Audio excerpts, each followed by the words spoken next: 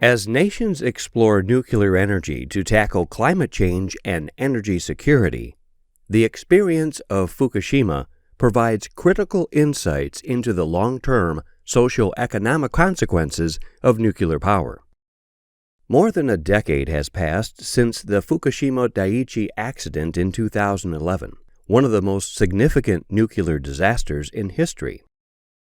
The plant, which is still being decommissioned, has profoundly influenced the local economy in the Hamadori area since its construction in the 1960s. The evacuation of over 150,000 people also had a tremendous social impact. Understanding these impacts is not only essential for the ongoing reconstruction of Fukushima, but also for informing global discussions on the future of nuclear energy. Despite extensive research on the topic of nuclear power plants and their effects on nearby areas, there is still much debate on their socioeconomic impact.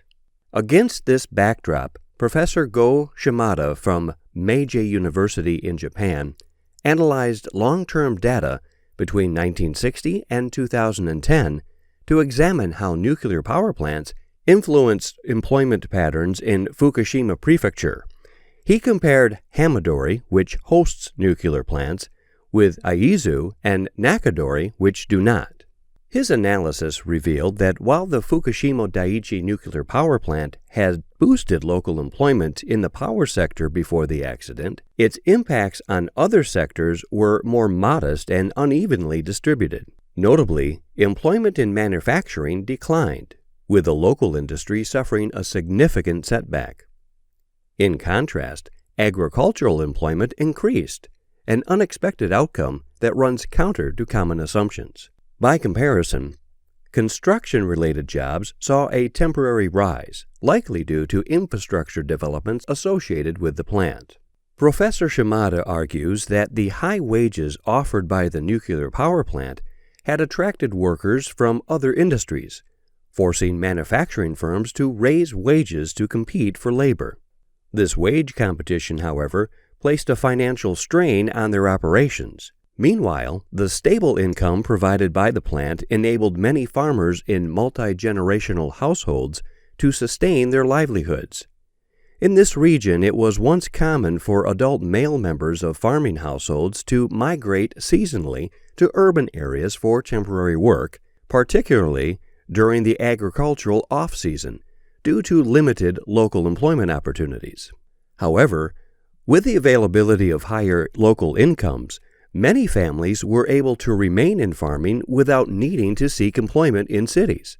The shift in labor patterns contributed to the rise in agricultural employment. Today, many former residents are still unable to return to their hometowns and reclaim the agricultural lifestyle they cherished before the disaster. Unfortunately, current reconstruction efforts are focused on decommissioning work and promoting new industries such as robotics.